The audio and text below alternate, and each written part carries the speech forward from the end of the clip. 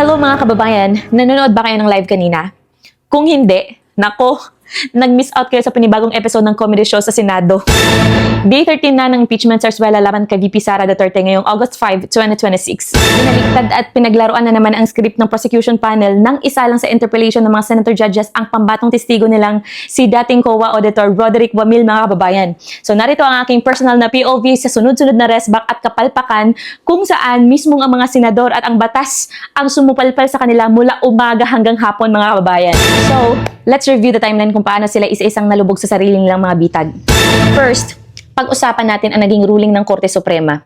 Ibinasura ng Supreme Court mga kababayan ang petisyon ng kampo ni VP Sara na ipatigil ang impeachment proceedings dahil moot and academic na raw ito. Nako, pagkarinig nito ng prosecution, nagtatalon sa tuwa ang mga mambabata sa kamara. Akala mo naman, nanalo na sila sa kaso. Sabi nila mga kababayan, katunayan daw ito na tama ang kanilang ginagawa. Pero, hello, huminga muna kayo ng malalim at magbasa ng buong desisyon.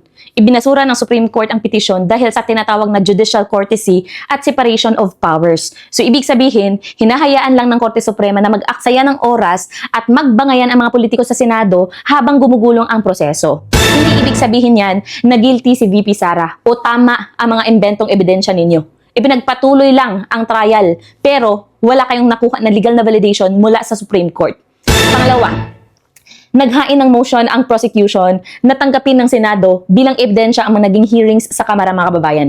Tinanggap ng impeachment court pero bago pa man makapag-celebrate si Atty. Lorna Capunan, biglang sinalubong ng matinding paglilinaw ni Presiding Officer Cheese Escudero. Ang sabi ni Cheese, tinatanggap ng korte na naganap ang mga hearing na iyon. Pero hindi ibig sabihin na tinatanggap ng korte na totoo ang mga akusasyon o testimonya sa loob ng hearings na yan.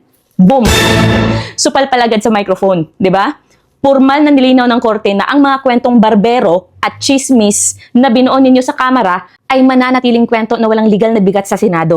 Pangatlo, pumasok sa eksena si Senator Robin Padilla at dinala ang diskusyon sa totoong realidad ng bansa mga kababayan. Hayagang tinanong ni Senator Padilla ang testigo ukol sa tunay na pinaglalaanan ng confidential funds. Binigyang diin sa record na ang pondo ng OVP ay naging malaking tulong upang mapigilan ang mga planong pag-atake ng rebuilding NPA sa mga komunidad. Pera ng bayan, ipinagtanggol ang bayan laban sa mga terorista. So parang sinabi na rin ni Senator Robin Padilla mga kababayan sa prosecution na krimen ba ang protektahan ang mga Pilipino laban sa NPA?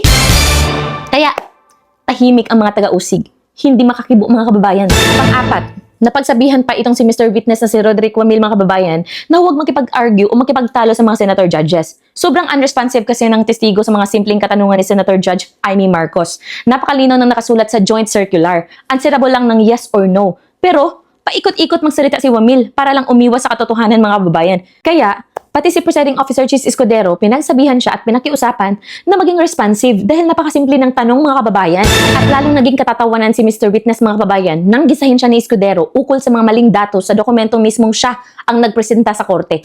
Inamin naman, kalaunan ni Wamil, na typo error lang daw o nagkamali siya sa pagtatala ng mga numerong may kinalaman sa pondo.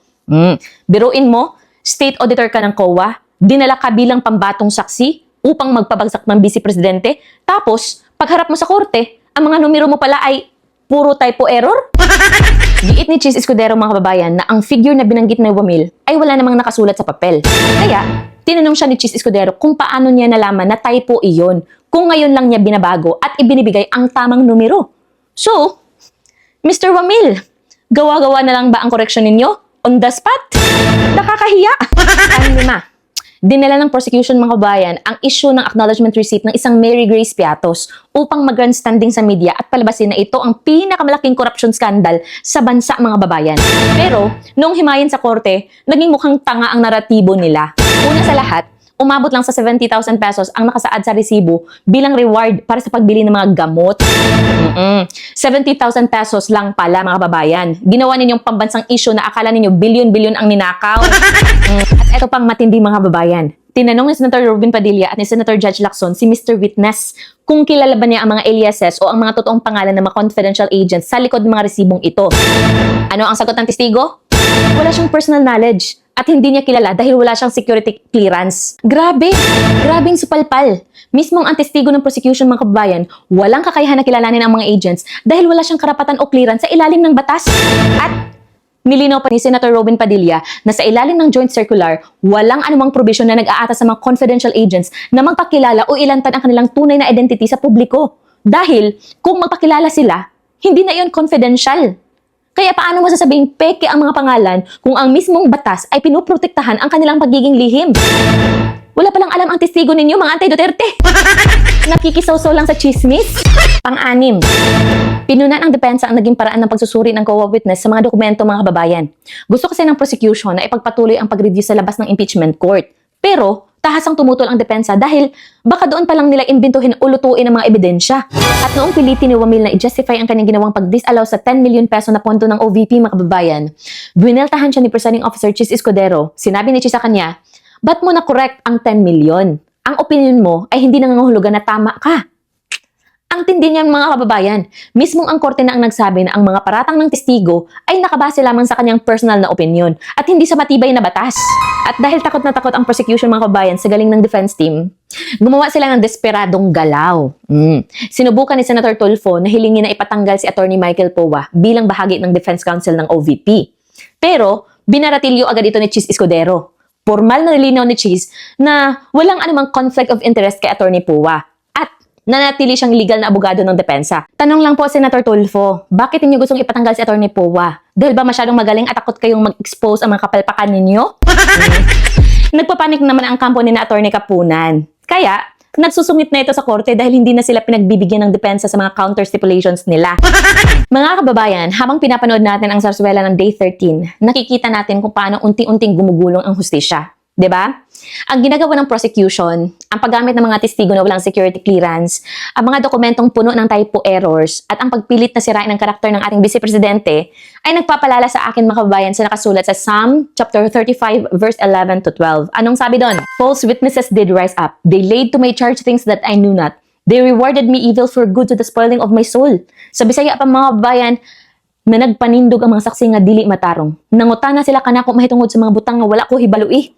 Gibulasan nila ako og dautan tungod sa maayo aron sa pagpag-uol sa akong kalag. So, ganyan na ganyan ang nangyayari ngayon, mga kababayan.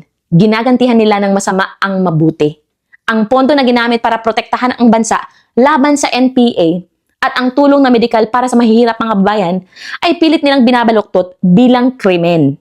Ngunit, may pangako ang Panginoon, mga kababayan, para sa mga taong lumalakad sa katotohanan.